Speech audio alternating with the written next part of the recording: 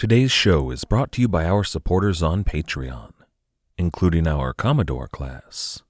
That's Commodores Obvious, Bloodgroove, Torso and Pinches, Ironside, MD, Scuttlebutt, Hartman, Gingrich, Clan Roland, Big Beard, Willie P., Schmarls, Proctor, Long Knives Logan, Cannon Monkey, Axios, Pitluck, Jack of the South Seas, Lost Again, The Navigator, Governor Roop, Gin-Soaked Jim, Workman, Rum Runner, Skipper, Sawbones, Hefe, Bull, Vertigon, Rumgut, and Bootstrap Bailey.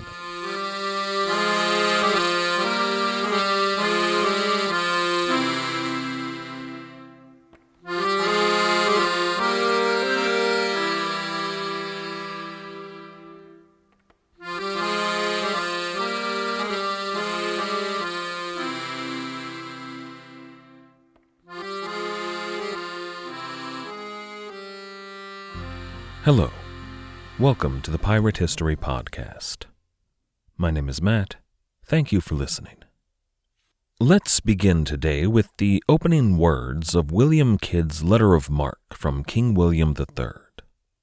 They read, "Greeting.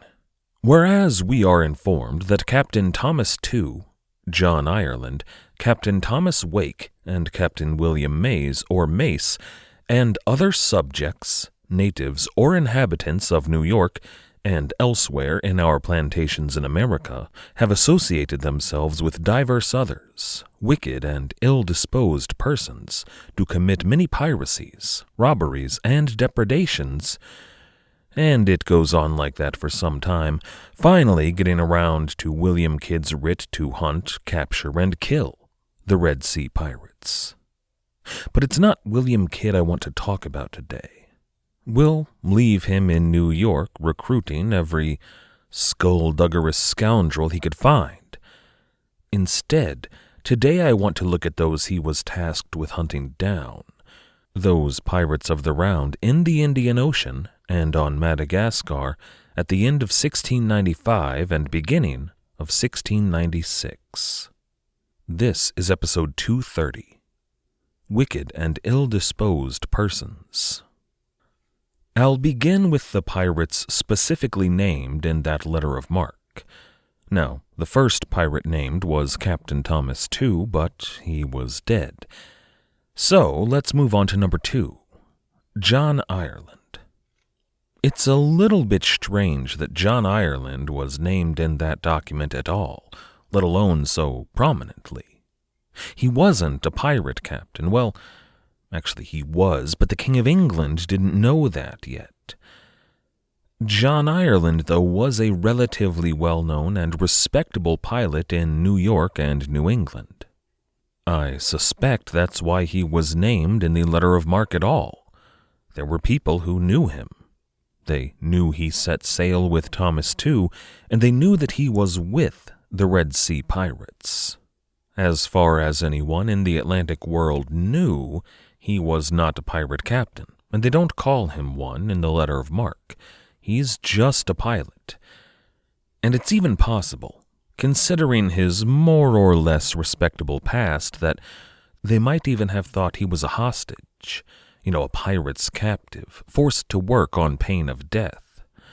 Pirates were, after all, known to take prisoners and force them to work, but usually only specialists like carpenters or surgeons or pilots.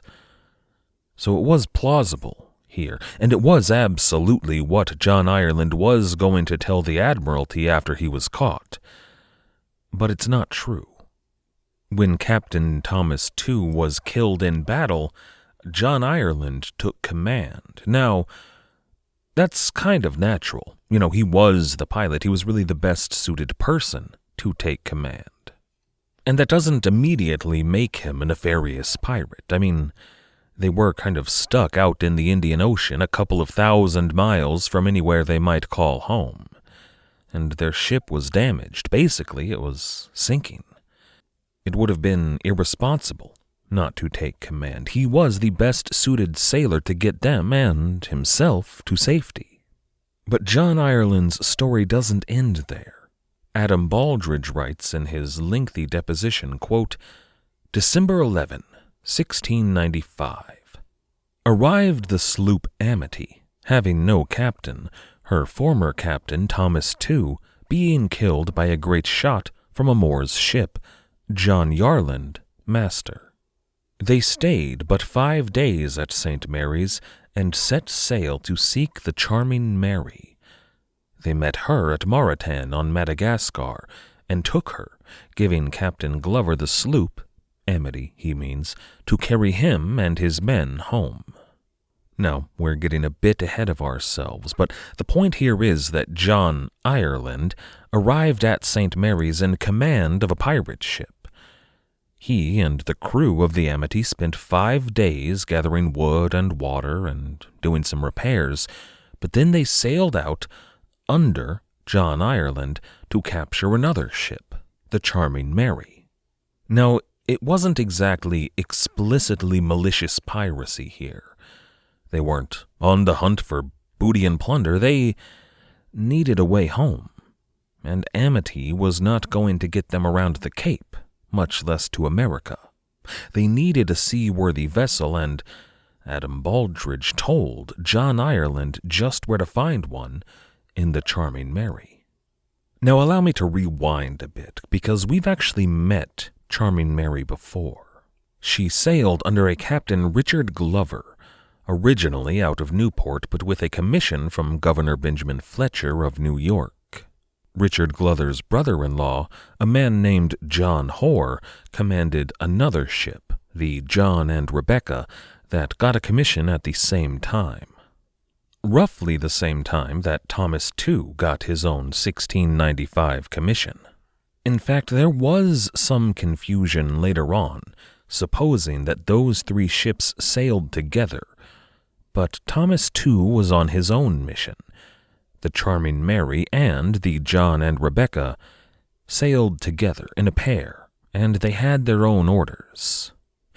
Back when we introduced them, I suggested that they may have been sailing as interlopers, illegal slave smugglers, and doing so on orders from Benjamin Fletcher. And their voyage certainly started out that way.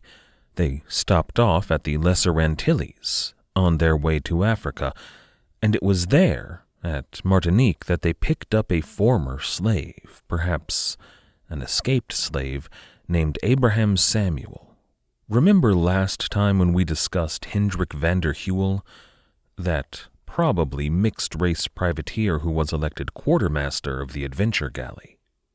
Well, I pointed out the incorrect fact, though often cited, that van der Heuvel was the highest-ranking privateer of African ancestry yet to sail, and I debunked that claim with a couple of captains that predated van der Heuvel by decades.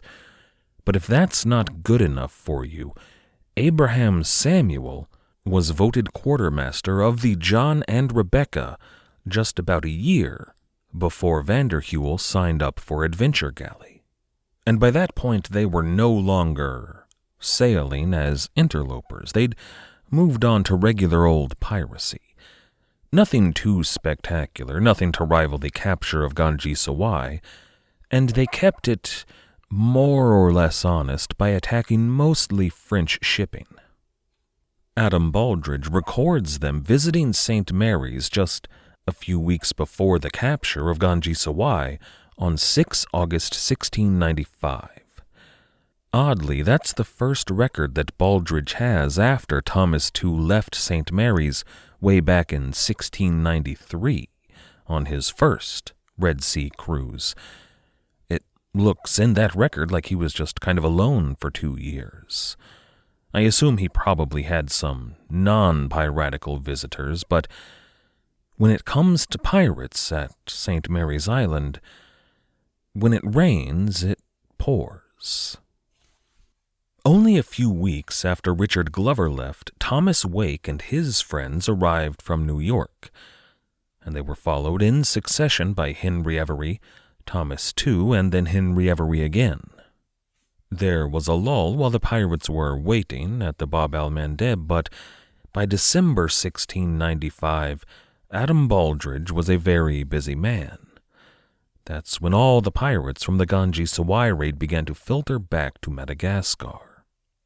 The first one to reach St. Mary's was the Susanna, under Thomas Wake, on the 7th of December, and they were in bad shape. The ship, had been damaged, but the crew was even worse off. At some point, an outbreak of sickness hit the men, and they barely limped into port. Then Baldridge writes, quote, "They stayed until the middle of April, where the captain and master and most of his men died." So that's all she wrote for Thomas Wake. But only a few days after the arrival of the Susanna, Amity arrived with John Ireland. And of course we know that they left shortly thereafter, but while the men of the Susanna were lying around, dying, they must have been wondering what happened to the two largest ships in the fleet, the Fancy and Portsmouth Adventure. They wouldn't have had any idea. They returned before the end of the events out there in the ocean, but we, with hindsight, know exactly what happened. The two ships bypassed St. Mary's entirely, sailing around the north coast of Madagascar, but about the time they hit the northwest corner, they were hit by a pretty bad storm. Fancy weathered it well enough, but Portsmouth Adventure ran aground at the Comoros Islands. She was wrecked and unable to sail. After a few days of waiting, Captain Joseph Farrow and his crew, including a man named Dirk Chivers, finally they saw sails on the horizon. It was the Fancy. Henry Every stopped off to help, but there was a problem here. Fancy was a big ship, but so was Portsmouth Adventure. There was just no way that all of the marooned pirates were going to fit aboard. It's not clear how they chose who would go and who would stay. It wasn't a big deal. These islands were commonly passed by and commonly used to collect wood and water. Those pirates who stayed weren't going to die out there. In the end, though, Joseph Farrow and about half the crew of Portsmouth Adventure climbed on board the Fancy, and they sailed off toward the horizon for adventures that we are not going to discuss today. The other half of the crew stayed behind, apparently under Dirk Chivers as their leader. So we've gone through Thomas Tew, John Ireland, and Thomas Wake, and that leaves us with just one name left on William Kidd's letter of marque. There's not a whole lot of story there, but William May, the captain of the Pearl, got towed back to Madagascar by the Fancy. She was pretty badly damaged and wouldn't have made it on her own. After picking up the men of Portsmouth Adventure at the northwest corner of Madagascar, they sailed south and Henry Every dropped off the men of Pearl at St. Augustine Bay. And by that point, the pirates on board Pearl and those on board Fancy were on less than friendly terms. When they were divvying up the booty, it was discovered that some of the pirates on board the Pearl were clipping the coins that they handed off to the Fancy. Upon this realization, Every had his own men go on board the Pearl and take back a pile of gold and silver that they felt they were owed. Not a violent affair, but only because there were so many more men on Every's side. Now there's been a lot of movement today, so let's sum up a bit. We've got the Pearl and the Susanna at St. Augustine Bay in the southwest of Madagascar in poor shape. We've got Dirk Chivers and his men marooned on an island to the northwest of Madagascar. Then there's Henry Every and the Fancy, and Joseph Farrow and his men, who were on their way back west at sea, which is pretty much everybody left from the pirates who attacked the Mughal treasure fleet. But now, it's time to play a game of musical chairs. A lot of shuffling was going to happen at the very beginning of 1696. Of course, Amity was the first to play. After she left St. Mary's, John Ireland led the crew to find and capture the Charming Mary. We've heard that bit. Richard Glover was given the Amity, which wasn't a great deal. Amity was in poor shape, but at least he had a ship, and it's not impossible to imagine that the men of Amity even paid Glover a stipend for his sacrifice. So they traded. But then there was an election on board the Charming Mary. Ireland was out as captain. He was back to his post as a pilot. The men elected a Richard Bobbington as captain of Charming Mary. Now this happened off the southeast coast of Madagascar. Back in the southwest at St. Augustine Bay, Captain John Hoare showed up in the John and Rebecca. And just in time. William May and his men were repairing the Pearl, and I'm sure they needed some supplies there, but it was the men of Susanna, Thomas Wake's former crewmen, that didn't have a seaworthy ship. They didn't have a way home. They didn't even have enough men left to sail a ship home after that disease ripped through them. So those men all signed up to sail on board John and Rebecca. But then something very confusing takes place. Remember how I said just a second ago that Richard Glover was now sailing the Amity? That's true. But about March 1696, a different pirate named Robert Glover arrived at Madagascar in a 200-ton, 18-gun, 60-man ship Resolution. You can see the obvious issue here. So many sources get confused about the difference between Richard Glover and Robert Glover. They can't tell who was where, when, and who was who, and everything that's to come. It's just a big, frustrating mess. So I'll get this out of the way. Richard Glover, former captain of the Charming Mary, now aboard the Amity, sailed for St. Mary's Island to get his new ship seaworthy. He and his men, though, were not kind to the locals. This was a common problem at St. Mary's. Adam Baldridge had that large group of young and pretty Malagasy girls who served he and his guests' needs. And that was a bit of a bone of contention between Baldridge and the kingdom on the mainland. Now, those girls were not there of their own free will.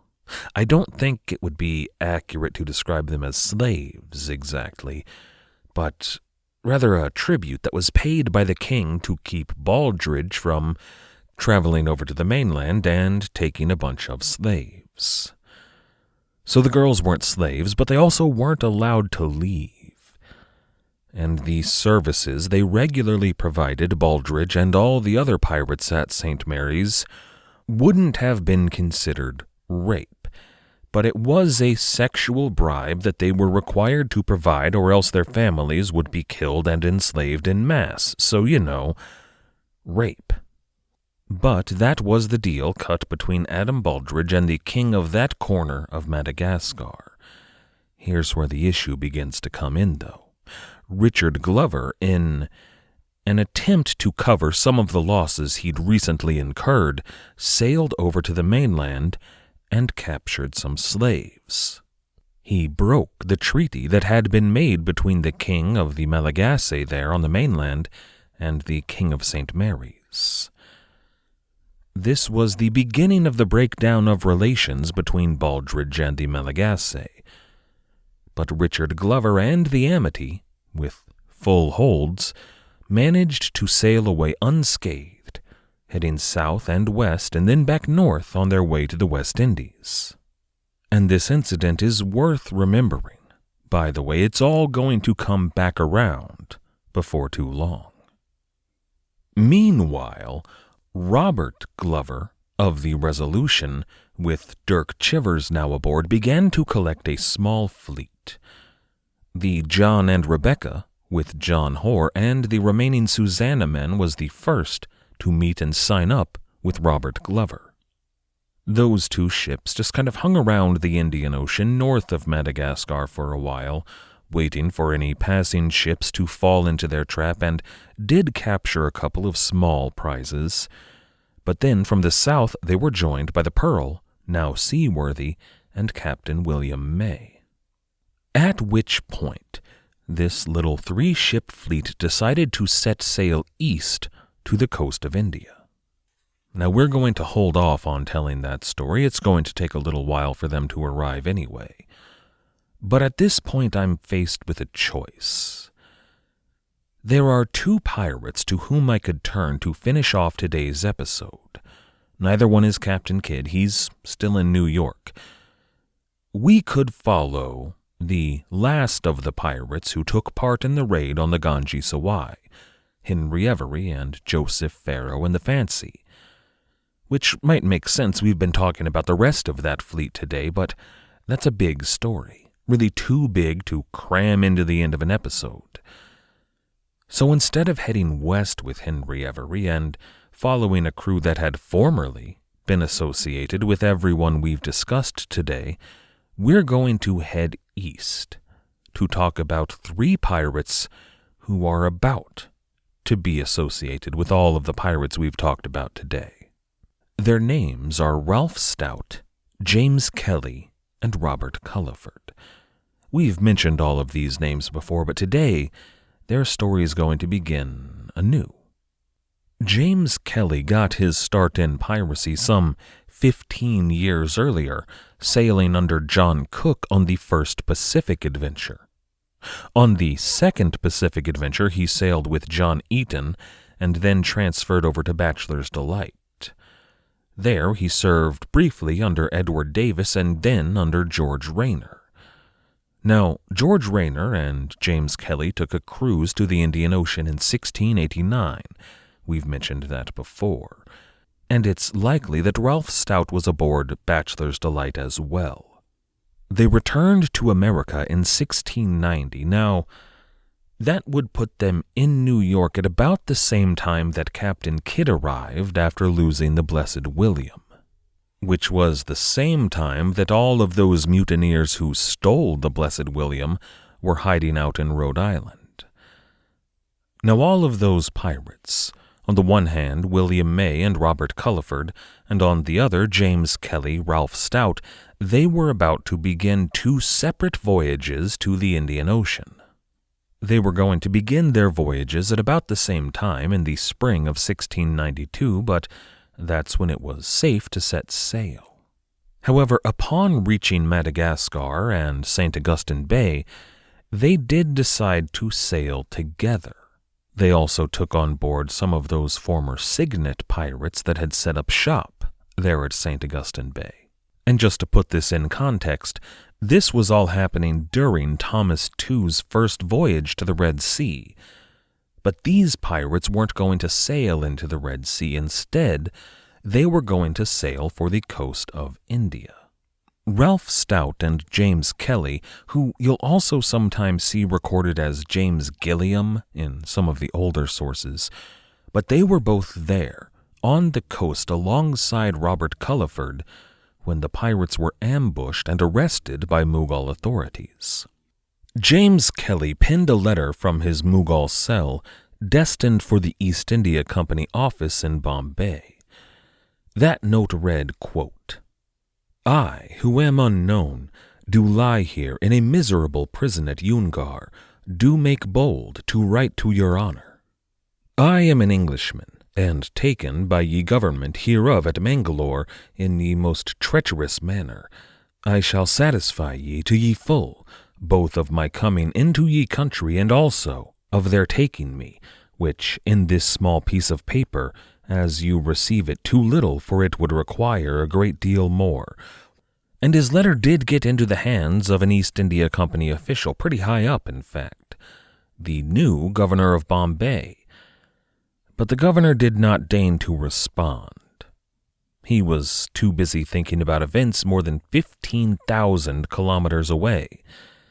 See, his father was a judge in the Salem witch trials, and currently they were at about the hottest they were ever going to get. that governor didn't care about some nameless pirate. So this trio of men were forced to look for other escape routes. Now, those three weren't alone in their imprisonment. Aside from the prisoners who were already there, they were captured alongside a number of others, but they were slowly whittled down. The prisons were dirty, disease-ridden, cramped, and they weren't even allowed to have a drink. So Ralph Stout, James Kelly, and Robert Culliford tried a few escape plans, but none of them had any success at all. But in 1694, they came up with a new plan, kind of a long con. And the first step in that plan was they were going to have to get snipped. By which I mean they were going to have to get circumcised.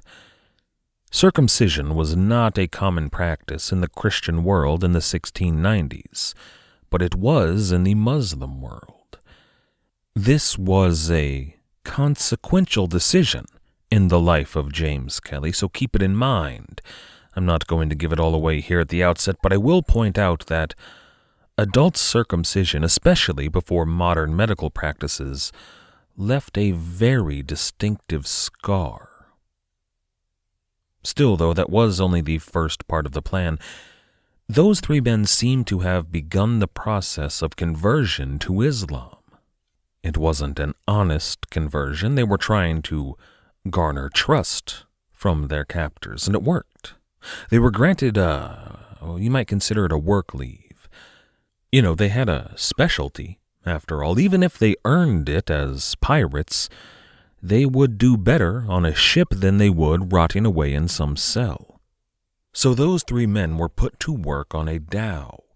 They were chained up and under guard, but they were allowed to work in the sunshine and open water. Certainly better than a dingy old cell. But of course it was much better than a cell when you're looking for an opportunity to overpower your guards, to kill them, to take their keys and weapons, and to engage in a jailbreak, which is what they did. It wasn't a loud, riotous affair. No, it was quiet. This was a stealth operation. It looks like those three pirates killed their guards and made their way silently to a boat, on which, under cover of darkness, they rowed away to freedom. I'd like to thank everybody for listening. I'd like to thank everybody who has helped to support the show, everybody who has signed up to become a patron on Patreon, all of you who have left ratings or reviews for the show. You all help get it noticed. I couldn't do it without you.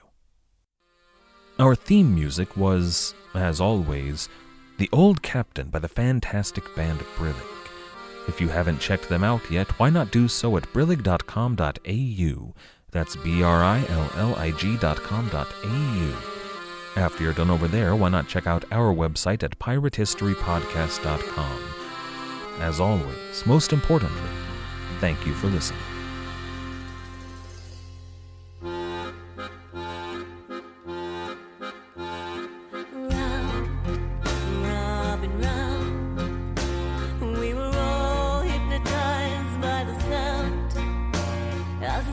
From the old country told for a pint and a pound. His stories of battles at sea, from a voice that could shake down the trees, and the face of an angel all battered by grand tragedy. Raise your glass time has come now to bid him goodbye. For at first light this morn, the old captain has died. Let him live on in legend tonight.